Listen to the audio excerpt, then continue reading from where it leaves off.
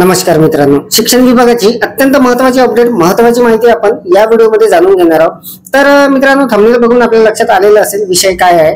तर मित्रांनो, शिक्षकांना परत एकदा शाळाबाह्य विद्यार्थी सर्वेक्षण करायचं आहे। कशा पद्धतीने करायचं आहे त्याचा शासन परिपत्रक शासनाकडून निर्गमित झालेला आहे आणि हे जे सर्वेक्षण असणार आहे मित्रांनो, हे 5 जुलै ते 20 जुलैच्या दरम्यान आपल्याला करायचं आहे। तर अत्यंत महत्त्वाची अपडेट, महत्त्वाची माहिती असणार आहे। तर नमस्कार, मी राज मेश्राम, मराठीशाळा.com या युट्यूब चॅनलवर पुन्हा एकदा आपलं सहर्ष स्वागत आहे। मित्रांनो, शिक्षकांना करावे लागणार परत एकदा शाळाबाह्य विद्यार्थी सर्वेक्षण। दिनांक 5 जुलै ते 20 जुलै दरम्यान होणार आहे। शासन परिपत्रक निर्गमित झालेलं आहे। नेमकं कशा पद्धतीने करायचं आहे, काही सूचना दिलेल्या आहे, मार्गदर्शक सूचना काय असणार आहे याची संपूर्ण सविस्तर माहिती जाणून घेण्यासाठी व्हिडिओला स्किप न करता पूर्ण बघा। चॅनलवर जर नवीन असाल तर चॅनलला सबस्क्राईब करायला विसरू नका आणि व्हिडिओ जर आवडला तर व्हिडिओला लाईक व शेअर करा। चला तर मग सुरू करूया।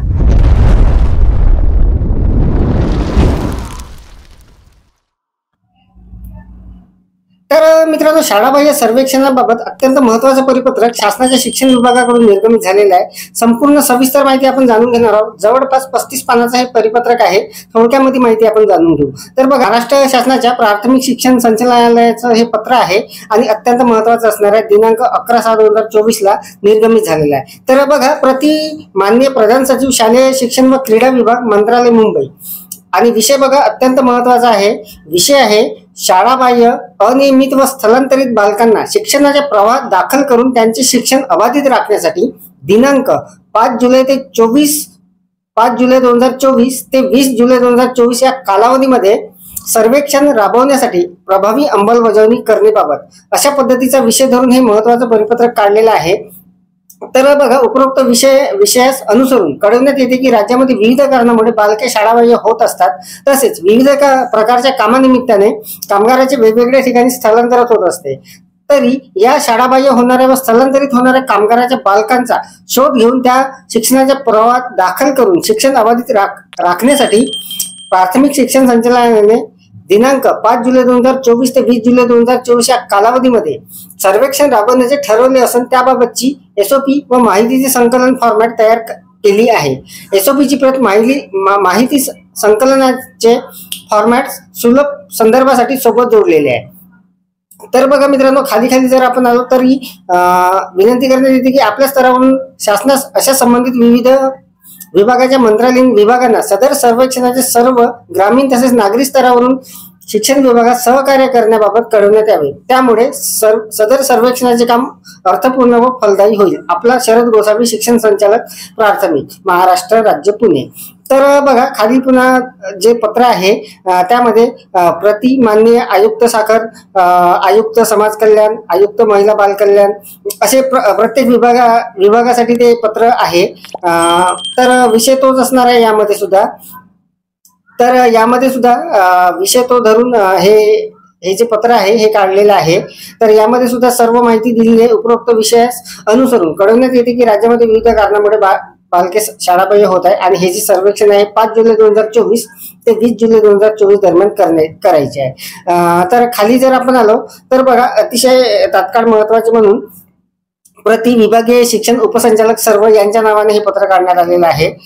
तर यामध्ये काही महत्त्वाच्या सूचना सुद्धा दिलेल्या आहेत, जसे दिनांक 5 जुलै 2024 ते 20 जुलै 2024 या कालावधीमध्ये सर्वेक्षण हाती घेण्याच्या शासनाच्या सूचना असल्याने सदर सर्वेक्षण राबवण्यासाठी प्राथमिक शिक्षण संचालनालयाने एसओपी व माहिती संकलनाचे फॉर्मॅट तयार करून पुढील योग्य व त्वरित कार्यवाहीसाठी सोबत जोडून ठेवलेली आहे। त्यानुसार सर्वेक्षणाच्या विविध पत्रकामध्ये माहिती भरून विहित प्रमाणपत्रासह संचालनालयास सादर करावे।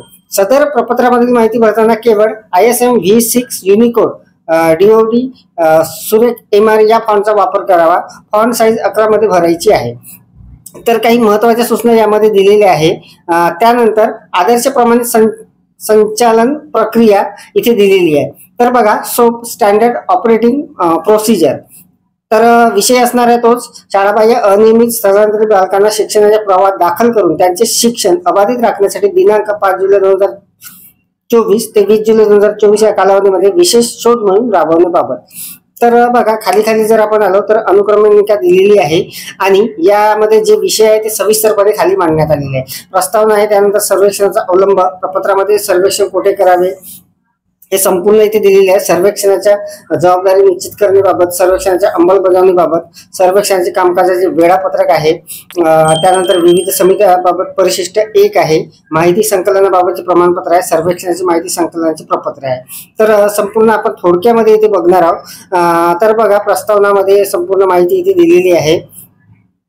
त्यानंतर खाली जर आपण आलो तर सर्वेक्षणाचा कालावधी जो असणार आहे तो 5 जुलै 2024 ते 20 जुलै 2024 असणार आहे। उद्दिष्ट दिलेले आहे। त्यानंतर सर्वेक्षण करावयाचे बालकाचे प्रकार इथे दिलेले आहे। शाळा बाह्य व अनियमित बालके, E1 मध्ये शाळेत कधीच दाखल न झालेली बालके, E2 मध्ये शाळेत प्रवेश घेतलेली परंतु प्राथमिक शिक्षण पूर्ण न केलेली, 1 महिन्यापेक्षा अधिक काळ सातत्याने अनुपस्थित राहत असलेली बालके। ब आहे, स्थलांतरित बालकांच्या बाबतीत मुख्यतः 2 प्रकारात वर्गीकरण होते। कुटुंबासोबत स्थलांतरित होऊन येणारी बालके, कुटुंबासोबत स्थलांतरित होऊन जाणारी बालके। त्यानंतर सर्वेक्षणाची कार्यपद्धती, त्याच्या सूचना वगैरे दिलेल्या आहे। प्रपत्र भरण्याबाबत सुद्धा सूचना आहे। सर्वेक्षण कोठे करावे त्याबाबत सुद्धा संपूर्ण सविस्तर अशा सूचना इथे दिलेल्या आहे। त्यानंतर बघा, खाली जर आपण आलो तर सर्वेक्षणासाठी स्तरनिहाय नोडल अधिकारी कोण असणार आहे, संपूर्ण इथे माहिती दिलेली आहे। जिल्हास्तर, राज्यस्तर, ग्रामीण, शहरी वगैरे संपूर्ण। त्यानंतर कार्यवाहीच्या जबाबदारीबाबत इथे संपूर्ण माहिती सविस्तरपणे दिलेली आहे। विषय आहे, जबाबदार अधिकारी आणि करावयाची कार्यवाही जी आहे ते संपूर्ण इथे दिलेली आहे। त्यानंतर जर आपण खाली आलो तर बघा, सर्वेक्षणाची अंमलबजावणी कशा पद्धतीची असणार आहे ते संपूर्ण माहिती इथे आहे। सर्वेक्षण कामाचे वेळापत्रक सुद्धा इथे दिलेले आहे। माहिती 2024 चा शेवटचा आठवडा, दिनांक 5 जुलै 2024 ते 20 जुलै 2024 दरम्यान काय करायचं आहे। त्यानंतर 31 जुलै 2024 पर्यंत काय करायचं आहे, संपूर्ण माहिती इथे आहे। त्यानंतर परिशिष्ट 1 इथे दिलेली आहे। राज्यस्तरीय जे समिती असणार आहे ते कशा पद्धतीची कोण कोण असणार आहे ते दिलेले आहे। जिल्हास्तर समिती मध्ये कोण कोण असणार आहे ते दिलेलं आहे। त्यानंतर महानगरपालिका स्तरावर जे समिती असणार आहे त्यामध्ये कोण कोण असणार आहे, तालुका स्तरावरची समिती असणार आहे खाली, त्यानंतर वार्ड स्तर समिती असणार आहे, केंद्र स्तरावरची समिती असणार आहे आणि गाव स्तरावरची समिती असणार आहे शेवटी। त्यानंतर जर आपण खाली आलो तर बघा, इथे काही प्रमाणपत्र दिलेले आहे। ते प्रमाणपत्र खूप महत्त्वाचे असणार आहे। तसे आढळून आलेल्या शाळाबाह्य बालकाबाबत असणार आहे, त्यानंतर स्थलांतरित होऊन आलेल्या बालकाबाबत असणार आहे, स्थलांतरित होऊन गेलेल्या बालकाबाबत असणार आहे। हे संपूर्ण प्रमाणपत्र असणार आहे। त्यानंतर प्रपत्र असणार आहे मित्रांनो, हे प्रपत्र सुद्धा खूप महत्त्वाचे असणार आहे। कुटुंबाची सर्वसाधारण माहिती प्रपत्र 1 असणार आहे। त्यानंतर गोषवारा 1 कुटुंबाची सर्वसाधारण माहिती, त्यानंतर प्रपत्र ब असणार आहे शाळाबाह्य बालकाच्या नोंदीचे प्रपत्र, त्यानंतर प्रपत्र ब असणार आहे शाळाबाह्य बालकाच्या नोंदीचे प्रपत्र म्हणून। त्यानंतर गोषवारा ब असणार आहे, गोषवारा ब शाळाबाह्य बालकाच्या नोंदणीबाबत असणार आहे। त्यानंतर प्रपत्र क असणार आहे स्थलांतरित होऊन गेलेल्या बालकाच्या नोंदीचे, त्यानंतर प्रपत्र क स्थलांतरित होऊन गेलेल्या बालकाच्या नोंदीचे। त्यानंतर जर आपण खाली आलो तर बघा, गोषवारा क असणार आहे बाहेर गावात, तालुक्यात, परराज्यात स्थलांतरित होऊन गेलेल्या बालकाबाबत असणार आहे। त्यानंतर प्रपत्र ड जे आहे ते स्थलांतरित होऊन आलेल्या बालकाच्या नोंदीचे असणार आहे। त्यानंतर प्रपत्र ड स्थलांतरित होऊन आलेल्या बालकाच्या नोंदीचे असणार आहे हे सुद्धा। त्यानंतर गोषवारा असणार आहे ड। तर अशा पद्धतीचे हे संपूर्ण प्रपत्र असणार आहे। संपूर्ण माहिती इथे वेळापत्रक आहे, वार्ड स्तर समित्या ज्या काही असणार आहे या सर्वेक्षणाबाबत त्या संपूर्ण दिलेल्या आहे। तर मित्रांनो, सांगण्याचं तात्पर्य म्हणजे हा जो सर्वे आहे या अगोदर सुद्धा आपण केलेला आहे आणि हा सर्वे अजून परत आपल्याला एकदा करायचा आहे आता दिनांक 5 जुलै ते 20 जुलैच्या दरम्यान। तर अत्यंत ही महत्त्वाची अपडेट असणार आहे, महत्त्वाची माहिती असणार आहे। आणि सगळ्यात महत्त्वाचं मित्रांनो, हे जे प्रपत्र आहे, हे जे परिपत्रक आलेलं आहे शासनाकडून, याची डाउनलोड लिंक या व्हिडिओच्या डिस्क्रिप्शन मध्ये दिलेली आहे, तिथे जाऊन आपण हे डाउनलोड करून घेऊ शकता। अत्यंत महत्त्वाची अपडेट, महत्त्वाची माहिती आपण या व्हिडिओच्या माध्यमातून जाणून घेतलेली आहे। अपेक्षा आहे आपल्याला ही माहिती समजलेली असेल, व्हिडिओ आवडलेला असेल। व्हिडिओ जर आवडलेला असेल तर व्हिडिओला लाईक करा, शेअर करा आणि असेच नवनवीन व्हिडिओ बघण्यासाठी, नवनवीन अपडेट जाणून घेण्यासाठी माझ्या marathishara.com या YouTube चॅनलला सबस्क्राईब करायला विसरू नका। पुन्हा व्हिडिओ असेल एका नवीन माहितीसह, नवीन अपडेटसह। तोपर्यंत धन्यवाद।